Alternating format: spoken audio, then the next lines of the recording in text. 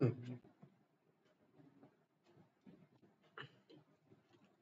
Hello everyone, मेरा नाम बिरतुस मौर्य है और आपका स्वागत है टॉपिक एंड चैनल पे।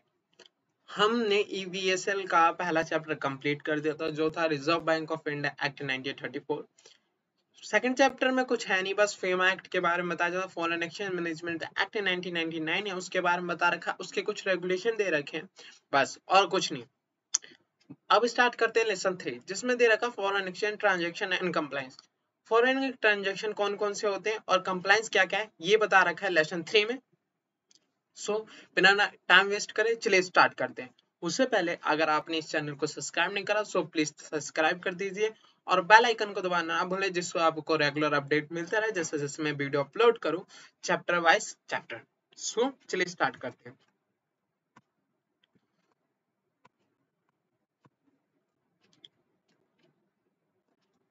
बात करते हैं इंट्रोडक्शन। इंट्रोडक्शन में कुछ नहीं दे रखा, ये आप भी पढ़ सकते हैं। यहाँ पर हम स्टार्ट करेंगे डेफिनेशन से, जो दे रखा है section 2 foreign exchange management act 1999। जो यहाँ पे कुछ डेफिनेशन है उसे मैंने हाईलाइट कर रखा है, तो उस पर ज्यादा गौर करेंगे। और सब डेफिनेशन हम पढ़ते हुए चलेंगे, बस थोड़ा समझेंगे, मगर जो मैंने हाईलाइट कर रखे उसे बहुत गौर से और सही तरीके से पढ़ के और याद करेंगे, ठीक है। पहला पढ़ते adjudicating authority, section 2 clause A. Simple सी बात है, एडजुडिकेटिंग अथॉरिटी क्या होती है, एक ऑफिसर होते हैं, ठीक है, जो under under subsection 1 of section 16 में अपॉइंट करे जाते हैं for the purpose of adjudication in respect of penalty, ठीक है, अंडर सेक्शन 13। सो जो सेक्शन अंडर सेक्शन 16 के अंदर अपॉइंट करे जाते हैं एक एडजुडिकेटिंग अथॉरिटी, वो सेंट्रल गवर्नमेंट के द्वारा अपॉइंट करा जाता है by order in publish official gazette. किसमें ऑफिशियल गैजेट किस लिए अपॉइंट करे जाते हैं, रिगार्डिंग टू पेनल्टी, सिंपल। फिर appellant tribunal. Appellant tribunal for foreign exchange here appeal against the order of adjudicating authority and special director appeal under act. जो appellate tribunal होता है फॉरेन एक्सचेंज के लिए, वो अपील सुनने के लिए होता है अगेंस्ट एडजुडिकेटिंग अथॉरिटी और स्पेशल डायरेक्टर, ठीक है। अब आते हैं capital account transaction, section 2 clause E. क्या section 2 clause E, capital account transaction define the mean to mean any transaction which alter the assets or liability। कोई भी ऐसी ट्रांजेक्शन जो अल्टर्स कर रहा है द assets और liability को, including contingent liability outside India, ठीक है, आउटसाइड इंडिया और पर्सन रेजिडेंट, किसका, जो पर्सन रेजिडेंट ऑफ इंडिया है उसकी लाइबिलिटी या असेट्स को अल्टर कर रहा आउटसाइड इंडिया। फिर कोई भी असेट्स और liability in India of resident outside India उनके अल्टर कर रहा है या एक्सचेंज ट्रांजैक्शन कर रहा है, उसे कहते हैं हम current account transaction, sorry capital account transaction, and include the transaction specified in subsection 3 of section 6। अब बात करते हैं current account transaction. Current account transaction जो डिफाइन करा गया सेक्शन 2 क्लॉज से में, उसमें यही बताया गया current account transaction has been defined to mean a transaction other than capital account transaction. कोई भी transaction other than capital account transaction उसे हम क्या कहते हैं, current account transaction. Transaction include और ट्रांजैक्शन जो करंट अकाउंट ट्रांजैक्शन वो इंक्लूड करता है payment is due, payments due in connection with the foreign trade, other current business or service and short term banking and credit facility in course of business। कोई भी payment जो due हो रखी है in connection foreign trade, फिर से current business service और short term banking and credit facility in ordinary course of business, ठीक है। फिर कोई भी ऐसा इंटरेस्ट जो हमने इन्वेस्टमेंट करा था उसके ऊपर मिला है। फिर रेमिटेंस जो कर रखी है living for living expense of parents, जो पर्सन रह रहे हैं वहां पे आउटसाइड इंडिया उनके लिए, ठीक है। फिर स्पाउस के लिए, चिल्ड्रन के लिए। फिर कोई भी एक्सपेंस जो कनेक्शन में with foreign travel, education and medical care of किसके लिए, किसका, पेरेंट्स का, स्पाउस का और चिल्ड्रन का, उसे हम कैपिटल करंट अकाउंट ट्रांजेक्शन कहते हैं। Foreign exchange clause section 2 clause N, simple सी बात है, फॉरेन एक्सचेंज का आम लैंग्वेज आम भाषा में बोले तो फॉरेन एक्सचेंज जो होता है जो फॉरेन एक्सचेंज को मतलब होता है कि फॉरेन करेंसी एक्सचेंज करना। अगर मुझे डॉलर चाहिए तो मैं इंडियन रुपीज एक्सचेंज करूंगा यूएसए के संग, ठीक है। बस यहाँ पे जो अकॉर्डिंग टू एक्ट है, यहाँ पर कुछ चीजें और इंक्लूड कर दिए, including foreign currency, including deposit, credit balance, payable in foreign currency, draft, travel check, letter of credit, bill of exchange, express or drawn in Indian currency but payable in foreign currency, ठीक है। ये सब आ जाते हैं foreign exchange में। Foreign security की बात करते हैं, सेक्शन 2 क्लॉज ओ। फॉरेन सिक्योरिटी का मतलब होता है, इसका मतलब भी सिक्योरिटी होता है in form of stock shares, ठीक है, stock shares bond debenture or any other instrument denominated or expressed in foreign currency। कोई भी स्टॉक हो गया, कोई भी शेयर्स हो गया, कोई भी बॉन्ड हो गया और कोई भी डिवेंचर हो गया, ठीक है, या फिर कोई भी इंस्ट्रूमेंट हो गया जो डिनोमिनेट एंड एक्सप्रेशन हो रखा है फॉरेन करेंसी में, या फिर कोई सी भी ऐसी फॉरेन करेंसी, ठीक है, जो रिडीम हो रही है, फिर उस पर जो रिटर्न मिल रहा है वो इंडियन रुपीज इंडियन करेंसी में मिल रहा है, उसे हम फॉरेन सिक्योरिटी कहते हैं according to regulation section 2 clause O. Person resident in India, person resident India का मतलब यही होता है कि कोई भी पर्सन, ठीक है, जो रेजिडेंट है इंडिया में for more than 182 days, for more than 182 days during the course of preceding financial year, उसे हम कहते हैं पर्सन रेजिडेंट इंडिया। मगर कुछ लोगों को पर्सन रेजिडेंट इंडिया नहीं कहा जाएगा, कोई भी आउटसाइड इंडिया वाला इंडिया पर्सन जो हमारे इंडिया में आ रखा है फॉर द एम्प्लॉयमेंट पर्सन या फिर for the business and vocation person, उसे हम पर्सन रेजिडेंट इंडिया नहीं कहेंगे। अब बात करते हैं एक्ट की। अब बात करते हैं सेक्शन 3, जिसमें बताया गया है कि prohibit any person other than authorized person from dealing or transferring any foreign exchange, foreign security or to any person or making any payment to or for the credit of any resident outside India any manner or receiving otherwise through an authorized person on payment of order।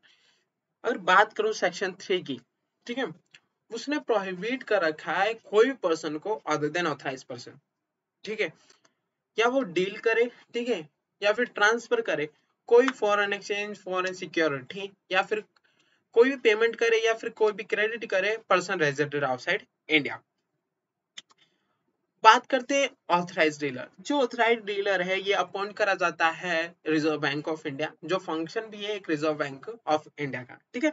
तो section 3 में बता रखा है कि accept authorise dealer, ठीक है, जो authorise dealer है उसे छोड़ के हर एक पर्सन को प्रोहिबिट करा गया है transferring and dealing foreign security and foreign exchange. बस बात करते हैं करंट अकाउंट ट्रांजेक्शन। हमने करंट अकाउंट ट्रांजेक्शन पढ़ा था, जो डेफिनेशन दे रखी थी सेक्शन 2 क्लॉज जे में। Current transaction means other than capital account transaction, फिर कोई भी ऐसी एक्सपेंस, ठीक है, फिर पहली बात करते हैं कोई सी भी ऐसी पेमेंट ड्यू हो रखी है जो रिलेटेड टू बिजनेस सर्विस, ठीक है, या फिर banking on credit facility ordinary course of business, या फिर कोई से भी ऐसे इन्वेस्टमेंट, ठीक है, जो हमने कर रखी है उस पर हमें इंटरेस्ट मिल रहा है या रिटर्न मिल रहा है जो इंडियन इंडियन करेंसी में, उसे हम करंट अकाउंट ट्रांजेक्शन कहते हैं। सो इसमें यही बता रखा है कि section 5 of the act allow any person to sell or draw foreign exchange, sell कर सकता है या फिर ड्रॉ कर सकता है फॉरेन एक्सचेंज और to or from authorise person, किसने, ऑथराइज पर्सन से ही करना है, if the sell or draw is a current account transaction, या वो सेल जो सेल और ड्रॉ है वो करंट अकाउंट ट्रांजेक्शन जैसे बताया गया section 2 clause A. Foreign exchange management current account transaction rule 2000 define withdrawal as to means withdrawal of foreign exchange from an authorized person including opening of letter of credit or use of internal credit card or internal debit card or admin card, जो भी है whatever name called, ठीक है। Foreign exchange का ड्रॉल का मतलब होता है पैसे लेना, ठीक है, जैसे हम बैंक से पैसे निकालते हैं वैसे ही ड्रॉल का मतलब होता है। तो विड्रॉल का मतलब होता है मीन्स ड्रॉल ऑफ फॉरेन एक्सचेंज, ठीक है, या फिर ऑथराइज पर्सन या इंक्लूडिंग लेटर ऑफ क्रेडिट, या फिर use of international credit card और इंटरनेशनल डेबिट कार्ड या एटीएम कार्ड। कौन से एसेंट पर्सन है, ठीक है। अब हमने बात करी थी कि foreign exchange management current account transaction rule 2000, इसमें 3 रूल दे रखा है, रूल 3, रूल 4, रूल 5। कौन से रूल, रूल 3, रूल फॉर रूल 5। बात करते हैं रूल 3 की पहले। Prohibition on drawal of foreign exchange for certain transaction. Prohibition दे रखा है कौन कौन से ऐसे फॉरेन एक्सचेंज है या फिर सर्टेन ट्रांजेक्शन है जो ड्रॉवल कर नहीं सकते, ठीक है, वो बता रखा है रूल 3 में। Prohibit the drawer of foreign exchange for the purpose of transaction specify in schedule 1। जो रूल 3 है वो ऐसे ट्रांजेक्शन दो प्रोहिबिट है वो कौन इसमें दे रखे हैं, शेड्यूल 1 में of foreign exchange regulation act, ठीक है। और ट्रेवल टू नेपाल और भूटान और transaction with the person resident India और नेपाल और भूटान। देखो नेपाल और भूटान में, नेपाल और भूटान में हम ट्रेवल नहीं कर सकते अगर हम वहां घूमने जा रहे हैं, या फिर किसी भी पर्सन जो रेजिडेंट नेपाल और भूटान उसके संग ट्रांजेक्शन करें, हम ट्रेवल नहीं कर सकते फॉरेन से। क्यों? क्योंकि वहां पे हमारी इंडियन करेंसी चलती है, इसलिए हम एक्सचेंज नहीं कर सकते, सिंपल तरीके से, ठीक है। Schedule 1 rule enumerate a situation where the dollar of foreign exchange are prohibited. The cases follow. कहाँ ड्रॉल ऑफ फॉरेन एक्सचेंज नहीं हो सकती, वो प्रोहिबिट है, वो बताता। पहला, रेमिटेंस नहीं कर सकते आउट ऑफ लॉटरी। अगर कोई भी लॉटरी हम विनिंग कर रहे हैं तो उसकी रेमिटेंस नहीं कर सकते, ठीक है। फिर remittance of income from racing, riding etcetera on any hobby. अगर कोई भी हमें इनकम अराइज होती है, ठीक है, फ्रॉम रेसिंग, राइडिंग और एनी अदर हॉबी से, उसे भी हम रेमिटेंस नहीं कर सकते। फिर remittance for purpose for purchase of lottery ticket, ban and prescribe magazine, football, pool, sweep, stake, इनके लिए भी हम रेमिटेंस नहीं कर सकते। Payment of commission on export made toward the equity investment इन होली और वेंचर एंड होली और subsidy अबॉर्ड of Indian company. Payment कर रहे हैं, पेमेंट ऑफ कमीशन मिल रहा है, हमने एक्सपोर्ट करिए टुवर्ड इक्विटी इन्वेस्टमेंट करने के लिए वेंचर और होली और सब्सिडी में अबॉर्ड जो इंडियन कंपनी की है, ठीक है, वो उसके हम नहीं कर सकते। Payment of commission on export under rupees rate credit route except commission up to 10% invoice value of export tea and tobacco.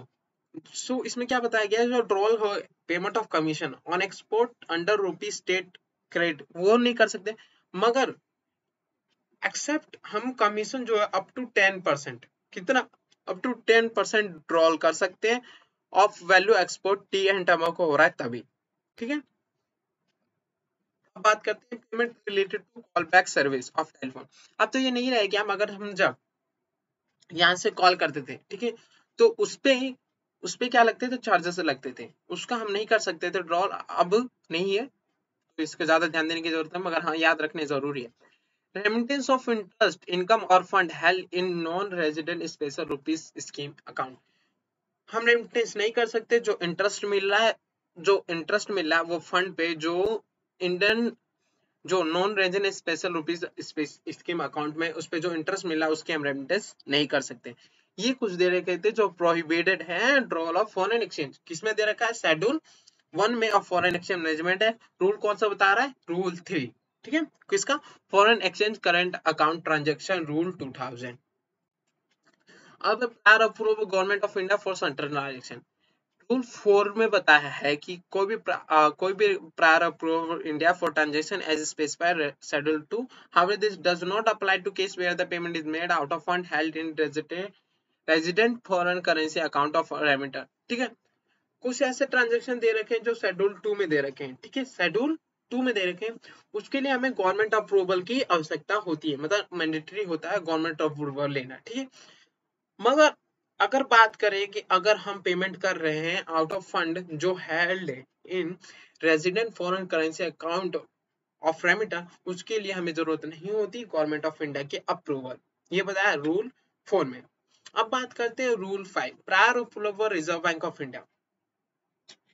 ये हम अगर सही से बात करूं तो इसे हम आगे चल के पढ़ेंगे, ठीक है, आगे चल के पढ़ेंगे। कौन सा, लिबरलाइजेशन रेमिटेंस स्कीम, उसमें हम इसके बारे में सही से पढ़ेंगे। वैसे भी बता दे रहा हूँ, आखिर हमें तो पढ़ना ही है दोबारा भी उस चैप्टर को, पर तब भी थोड़ा थोड़ा बता दे रहा हूँ। Reserve Bank for centralization. Rule 5 foreign exchange and current account transaction amendment rule 2015, वो कौन सा था, 2000, मगर ये क्या है 2015। govern the travel of every travel of foreign exchange for transaction include schedule 3rd, क्या दे रखा है, schedule 3rd। however rule 5 does not apply to payment in made out of fund resident foreign currency account of remitter। इसमें यही दे रखा है कोई भी transaction, ठीक है, जो शेड्यूल 3rd में दे रखा है उसके लिए हमें अप्रूवल लेना पड़ता है रिजर्व बैंक ऑफ इंडिया का। किसका? रिजर्व बैंक ऑफ इंडिया का।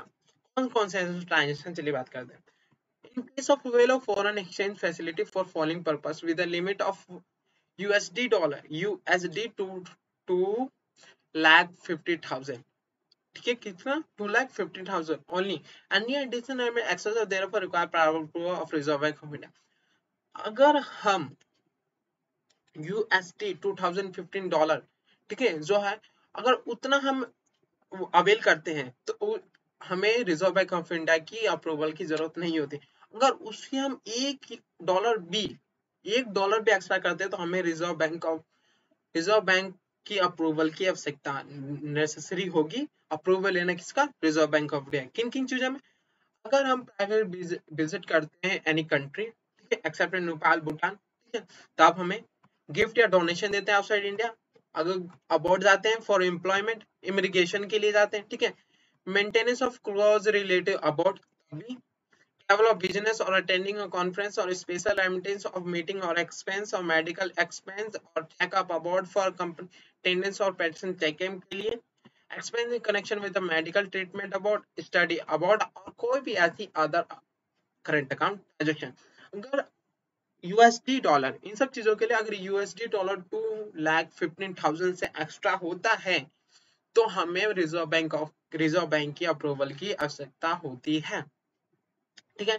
अब for the purpose of item 6 medical expense के लिए, ठीक है, फिर 7 एक्सपेंस मेडिकल ट्रीटमेंट के लिए, फिर स्टडी अबॉर्ड के लिए वो अवेल कर सकता है facility in for amount access of limit जो दे रखे लिबरलाइजेशन स्कीम में, कितना?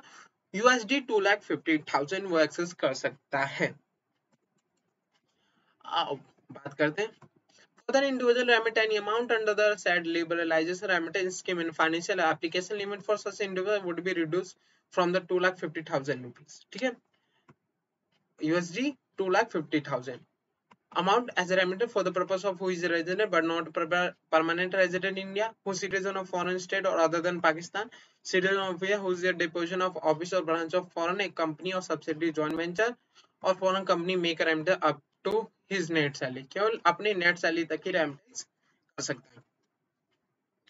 फिर बात करते हैं अदर देन, अभी जो ऊपर पढ़ रहे थे किसके? केवल इंडिविजुअल के पर्पस से पढ़ रहे थे। अब अदर देन इंडिविजुअल जैसे बॉडी कॉर्पोरेट फर्म हो गए, ठीक है, एसोसिएशन हो गए, इन सब चीजों की बात करते हैं। So following remittance by the person other than individual require प्रारूप of reserve bank of India. अगर ये जो अमाउंट दे रखा है इससे अधिक ₹1 भी ले जाते हैं, ठीक है, सो उन्हें अप्रूवल लेना पड़ेगा किसका? Reserve bank of India. Wait मैं भी आता हूँ।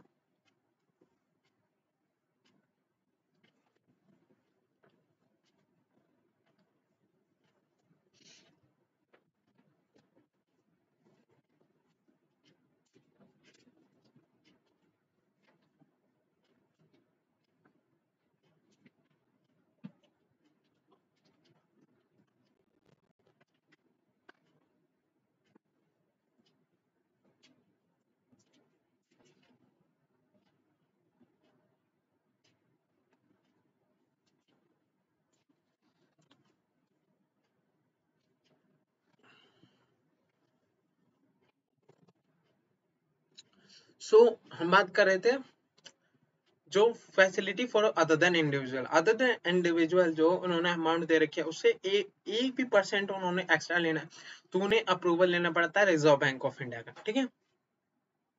बात करते हैं कौन कौन से ऐसे ट्रांजेक्शन की है, ठीक है। पहला ट्रांजेक्शन है, जो पहला ट्रांजेक्शन है वो देखते हैं, ठीक है। Following remittance, donation exceeding of 1% of foreign exchange earning during the previous 3 financial year or USD 5 million, ठीक है, whichever is less 5 million, ठीक है, 5 million whichever is less for the creation of chair in a reputation of educational institute, contribution to fund for promoting educational institute or contribution to technical institute or body of in field of activity। कोई भी donation जो दे रहे हैं exceeding 1%, ठीक है, या फिर foreign of the foreign exchange earning during the free, अगर 3 साल में जितनी भी उन्होंने फॉरेन एक्सचेंज अर्निंग करी है उसका 1%, उससे ज्यादा एक्सेडिंग 1%, और 55 million USD, 5 million USD, which ever is less, अगर उससे ज्यादा 1% भी है एक्सेप्ट करता है तो for the purpose of creation of chair in reputation education institute, contribution to fund promoted by education, or contribution to technical institute or body of association, so approval लेना पड़ेगा रिजर्व बैंक ऑफ इंडिया का। Commission पर transaction to agent award for sale of resident flat और commercial plot in exceed of 225,000, ठीक है, और 5% of the involve remittance whichever remittance exceeding 10 million per project for the consultancy service in respect of infrastructure project, and USD 10 million 1 million per project for the consultancy service for outside India। इन अगर इसे exceed करता है इन सब amount से तो simple सी बातों से prior approval लेना पड़ेगा किसका, रिजर्व बैंक ऑफ इंडिया का। अब बात करते हैं capital account transaction. Capital account transaction हमने पढ़ा था क्लॉज 2 सेक्शन 2 क्लॉज ई में, ठीक है। उसमें ये बताया गया था for allow capital account transaction subject to however certain condition, this section empower the Reserve bank of India specify in connection with the central government any class or classes of capital account transaction permissible and limit up to which foreign exchange shall be admissible for such transaction. However, Reserve Bank shall not impose any restriction on drawal of foreign exchange payment due or account of amount amortization of loan or for depreciation direct investment in ordinary course of business। बताया क्या है कि foreign account capital account transaction के time, ठीक है, certain condition जो follow करने पड़ेंगे, रिजर्व बैंक स्पेसिफाई करेगा कोई भी क्लासेस ऑफ परमिसेबल लिमिट, ठीक है, फॉर फॉरेन एक्सचेंज जो एडमिसिबल होगा, फिर मगर कोई भी ऐसे रिस्ट्रिक्शन नहीं लगाएगा ड्रॉल करते टाइम फॉरेन एक्सचेंज जो पेमेंट ड्यू हो रखी है account of amortization of loan और depreciation direct investment in ordinary course of business, उसका ड्रॉल कर सकते, कोई भी रिस्ट्रिक्शन नहीं दे रखा। अब बात करते हैं परमिशिबल कैपिटल अकाउंट ट्रांजेक्शन, कौन कौन से परमिशिबल कैपिटल अकाउंट ट्रांजेक्शन है, ठीक है। Schedule 1 and 2 of foreign exchange management permissible account transaction regulation 2000 classify there are capital account transaction under two head। पहला, classes of capital account transaction of person resident outside India, कोई भी class of capital account transaction किसका, जो person resident है outside India. फिर कोई भी class of capital account transaction जो पर्सन है रेजिडेंट इन इंडिया। बात करते हैं शेड्यूल 1, ठीक है। Class of capital account transaction by person resident India, इसके द्वारा हो रहा है कैपिटल अकाउंट ट्रांजेक्शन जो रेजिडेंट ऑफ इंडिया है, ठीक है, जो रेजिडेंट ऑफ इंडिया है। Investment by person resident India in foreign security, कोई भी पर्सन जो रेजिडेंट इन इंडिया का है वो इन्वेस्टमेंट कर रहा है किसने, फॉरेन सिक्योरिटी में, ठीक है। Foreign currency loan raise in India and abroad by person है, कोई भी फॉरेन करेंसी लोन रेज करी जा रही है इन इंडिया फिर या फिर अबोर्ड बाय कौन, by person resident in India. Transfer of immovable property outside India by person resident, कोई भी ट्रांसफर करी जा रही है इमूवेबल प्रॉपर्टी की outside India person resident India, किसके द्वारा, पर्सन रेजिडेंट। गारंटी इशू करी जा रही है by person resident India in favour of person resident, कोई भी गारंटी इशू करी जा रही है by person resident India in favour of person, मतलब कोई भी गारंटी इशू हो रही है किसके द्वारा, इंडियन पर्सन के द्वारा, मगर किसके फेवर में, पर्सन जो बाहर रहता है, ठीक है, other than India. Export import and holding of currency या करेंसी नोट, ठीक है। Loan on overdraft person resident in India form of person resident out India, maintenance of foreign exchange currency account in India and outside India by person resident in India, taking out insurance policy by person resident in India form of an insurance company outside India, loan overdraft by person resident in India to person resident outside India, remittance outside India of capital of person resident in India, sale and purchase of foreign exchange derivative in India and abroad, commodity derivative abroad by person resident in India। ये सारे permissible capital account transaction है जो पहले बता रखा है by person resident India in schedule 1 में। अब ये शेड्यूल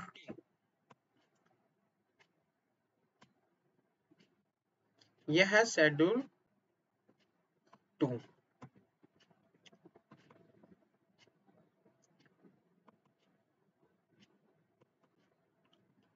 ठीक है, जिसमें बता रखा है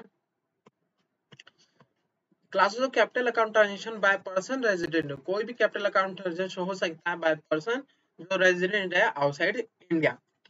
investment in India by person resident India, by person resident outside India, कोई भी इन्वेस्टमेंट कर सकता है जो आउटसाइड इंडिया है, person outside India in India. ठीक है, acquisition and transfer of movable property in India by person resident, कोई भी एक्विजिशन कर सकता है, ट्रांसफर कर सकता है ऑफ इमूवेबल प्रॉपर्टी जो इन इंडिया, इंडिया में by person resident outside India. Guarantee issue कर सकता है, ठीक है, in favour of in India, ठीक है, person resident India by person resident outside India. Import export of currency और करेंसी नोट इनटू और from India by a person resident in India, deposit between a person resident in India and person resident out foreign currency account in foreign resident or remittance out of India capital assets in a person resident outside India। ये कुछ permissible capital account transaction दे रखे थे, ठीक है, ये हमने पढ़ लिए। सो आज के लिए इतना ही काफी है, कल से हम आधा स्टार्ट करेंगे। So thank you so much.